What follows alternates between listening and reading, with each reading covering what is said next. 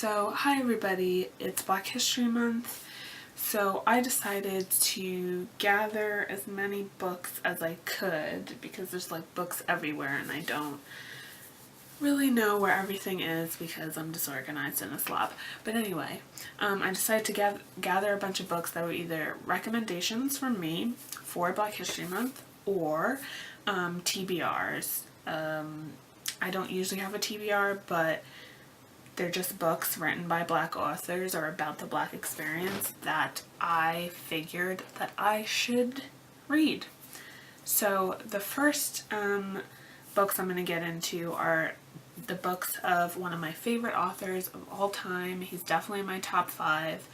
It's very unfortunate that in public schools generally people don't read them. Like, I could go on and on and on about how I had to read The Scarlet Letter like 3 times and Pride and Prejudice 5 times, but I didn't read any James Baldwin in school until college, where I took a complete course on James Baldwin and all of his works, and I actually got to read his letters, which was great, like not released letters. I have 4 of my favorite books of James Baldwin's. I have the ever popular Giovanni's Room.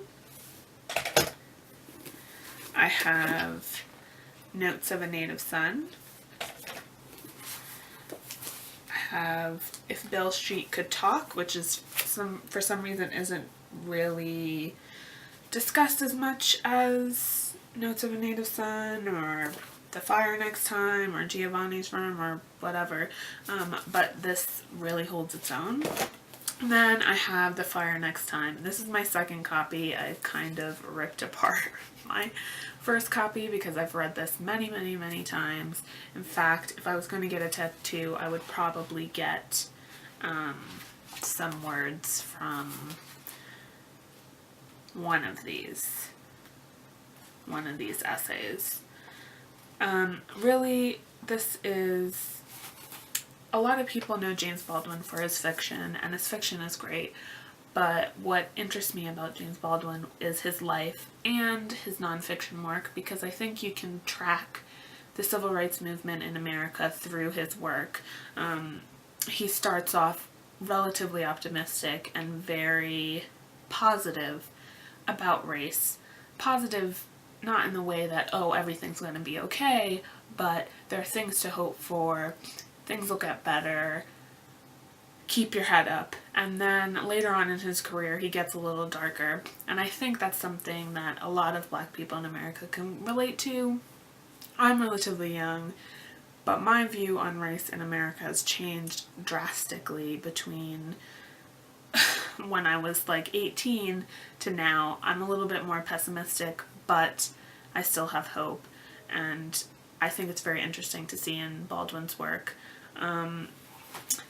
If I were to recommend any Baldwin book to anybody, usually I would recommend this if anybody wanted any book to read, and that's The Fire Next Time. The second being Notes of a Native Son. These are both nonfiction works. He also has an essay called The Creative Process that I had taped up on my wall for the longest time.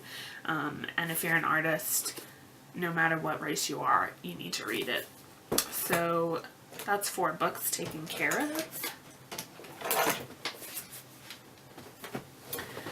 Then I have a classic. I have a lot of these Dover ones. I have read this. I think a lot, maybe not a lot, but a fair amount of people in public school probably read this. I'm not sure. I guess it depends on where you're from. But this is Up From Slavery by Booker T. Washington. Booker T. Washington was an activist. I guess you could call him an activist. Within the cultural context, activist probably isn't the right word. But he was born in a slave hut, and this is a very big part of American history that is overlooked because it's not favorable. And I think, while I don't 100% agree with all of Washington's characterizations and views on the state of America at this time, which is, I guess, I forgot when this is written, but I guess like late 19th century, which is going to happen. I think this is a read, this is something that anybody needs to read when understanding race in America.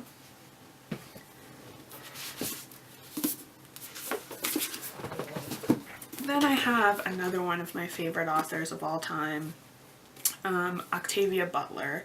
Octavia Butler is a Black female sci-fi writer, and I cannot tell you how important that is to me. I am a Black woman. I write sci-fi. I do not write sci-fi like this. My sci-fi is a little more, I don't know how to explain it, but Octavia Butler writes sci-fi that stands on its own in a sci-fi respect, but also deals heavily with race and gender, and I totally admire that, using sci-fi to take that kind of entertainment aspect of sci-fi and also apply it to really important problems in the world. This is her most popular work, Kindred. It's actually my least favorite of hers. Right now I'm reading, I think it's called Wild Seed. I should know that. Yeah, Wild Seed. Right now I'm reading this, Wild Seed, and I like this way more than Kindred. I'm actually farther than that. I don't know if the bookmark is there. But I would recommend this. But if you want an introduction to her work, I guess Kindred is the way to go because it's the most popular. I don't know. Then I have The Street by Ann Petrie. There's not a whole lot to say about this. This is another just depiction of race in America. It's very well written. Another Black female author. Yeah, it's good. It's well written. Then I have another author. I feel like I should know more about her considering I've read so much of her work, but the next author I have is Jamaica Kincaid. Jamaica Kincaid is awesome. I mean, first of all, I am always on the side of brevity. I am a fan of brevity. I think it is the sign of an amazing author that they could write something that packs a punch and is under 400 pages. What Kincaid could do in 81 pages in small type, in large type, other authors can do in like 800 pages.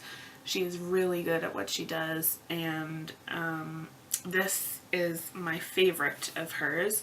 It's called A Small Place, but this deals heavily with colonialism in the West Indies and how widespread it was, what the implications are. This takes place in present day, and it's just so well done. As a West Indian, first generation living in America, this book was really important to me.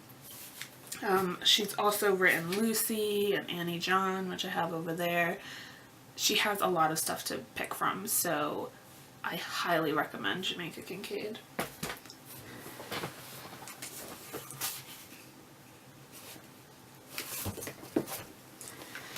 Then I have, I swear I didn't do this on purpose, most of these are Black female writers. Then I have another author. I have 3 books of hers. That's Edwidge Danticat. I was a latecomer to Edwidge. I feel like I'm butchering her name. I'm sorry. I was a latecomer to this author. I didn't really...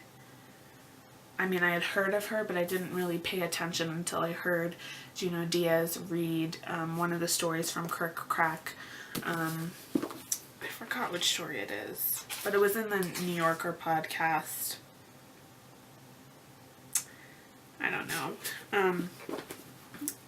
Read one of her stories on the New Yorker podcast. He's such a good reader, by the way. He's such a good reader. But I have read Crick Crack, which is her collection of short stories, which is amazing, and they deal heavily with immigrants, specifically Haitian American immigrants, and she is an amazing writer. And then on my TBR, there's The Dew Breaker, which is a novel of hers, and Breathe Eyes Memory, which is also a novel. I'm pretty sure The Dew Breaker is a novel. Yeah, I think so. Then I have another Black female author. I have one book of hers now to show you, but I feel like most people know who she is, so I don't really have to go too far into it all. But that's Maya Angelou. Maya Angelou. This is I Shall Not Be Moved. This is poetry. She does mainly poetry. She's great. The next one I have was The Souls of Black Folk by Dubois. I can't really go into why you need to read this. You just need to read this. It paints a picture. I mean, the race problem, when this was written, is different than the race problem now, but it paints a picture of the history that we're coming from, especially in America, and it is a very well written and expansive view of slavery and what it was to be a Black person so close to slavery. So yeah, I would recommend it. There's actually Dubois actually has a section of Mr. Booker T. Washington and others, and I would very much recommend reading that in connection with the Booker T. Washington book. Then I have one of my favorites. It's so sad and so heart-wrenching, but it is also my favorite, and you can tell I have really I'm going to need another copy of this. It's looking toe up, and all of it's like dog-eared and highlighted. This is one of my favorite books. I would say Ralph Ellison is one of my favorite authors, but I can't believe it, but I think this might be the only thing I've read of his. It's Invisible Man by Ralph Ellison. Most people know of this. I'm hoping most people read it in some type of school. It's amazing. The opening scene to this is one of my favorite scenes ever put down on paper. It needs to be read. Then I have something not enough people talk about. There isn't as much of a discussion about Black playwrights, and really I can't say I'm that versed on Black playwrights either, because I really only have one collection to show you, but this is the Red Letter Plays by Suzan-Lori Parks. Oh, I didn't know this. Maybe this is why I like Suzan-Lori Parks so much. In the early 1980s, Suzan-Lori Parks took a writing class with James Baldwin, and at his suggestion began writing plays. She's an award-winning playwright. These plays are amazing. I definitely recommend that. Then the last book I have to recommend is Gloria Naylor's Mama Day. I talked about this in my January wrap-up. I'm not going to go too much into it, but this is my first Gloria Naylor, and I will definitely be reading more. She is a great author.